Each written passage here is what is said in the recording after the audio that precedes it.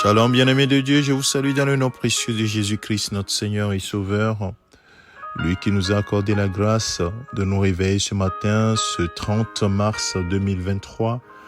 Nous avons vraiment la grâce de pouvoir encore ce matin respirer. La Bible dit que nous avons l'être, le mouvement, la vie, l'être et le mouvement. Et nous voulons examiner encore la parole de Dieu dans Hébreux chapitre 11 ce matin, chapitre 13, j'allais dire. À partir du verset 20, la Bible dit que le Dieu de paix, qui a ramené d'entre les morts le grand pasteur des brebis, par le sang d'une alliance éternelle, notre Seigneur Jésus, vous rende capable de toute bonne œuvre pour l'accomplissement de sa volonté et fasse en vous ce qui lui est agréable. Par Jésus-Christ, auquel soit la gloire au siècle des siècles. Amen. Bien-aimés de Dieu, la Bible dit que la puissance du Saint-Esprit a ressuscité Jésus-Christ d'entre les morts. Et Jésus-Christ n'est pas resté dans le tombeau. Et c'est le Seigneur qui l'a ressuscité d'entre les morts, le Père de gloire, est capable, qui est le Dieu de paix, et est capable de rendre ses enfants que nous sommes, nous rendre propres à toute bonne œuvre. Non seulement cela, mais transformer notre vie de telle manière à ce que nous soyons véritablement le reflet de sa gloire.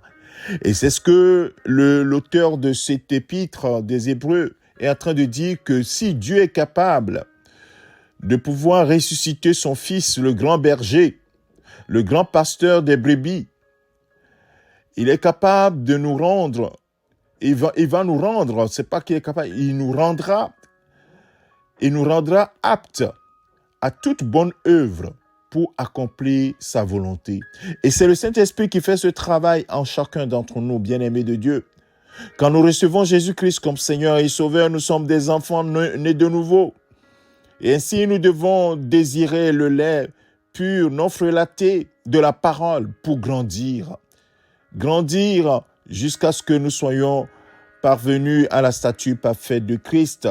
Nous soyons des hommes faits, des personnes qui soient adultes dans le Seigneur, matures dans le Seigneur, des chrétiens spirituels, pas des chrétiens charnels, des chrétiens qui comprennent quelle est la volonté de Dieu et ont suffisamment laissé leur vie transformée par le Saint-Esprit pour qu'ils soient capables d'accomplir ce que le Seigneur voudrait qu'ils accomplissent. Puisque toi et moi, nous sommes son ouvrage. Dans Éphésiens chapitre 2, verset 10, la Bible dit que nous sommes son ouvrage et a été créé en Jésus-Christ pour des bonnes œuvres que Dieu a préparées d'avance, afin que nous les accomplissions. Alors, mon frère, ma sœur, le Seigneur veut accomplir cette œuvre en toi. Laisse-toi faire. Et chaque jour, nous devons grandir. Chaque jour, nous devons progresser. Et c'est le Saint-Esprit qui nous rend capables de toutes choses en Christ. Alors, ce matin, comprends que le Dieu de paix, qui a ressuscité Jésus d'entre les morts, te rendra également capable de faire les choses qu'il a préparées d'avance pour que tu les accomplisses. Laisse-toi faire simplement. Tu dois mourir en toi afin que lui vive. Tu dois te soumettre à sa volonté et le laisser porter ta vie, le laisser diriger ta vie, le laisser guider tes aspirations selon son plan, selon sa volonté.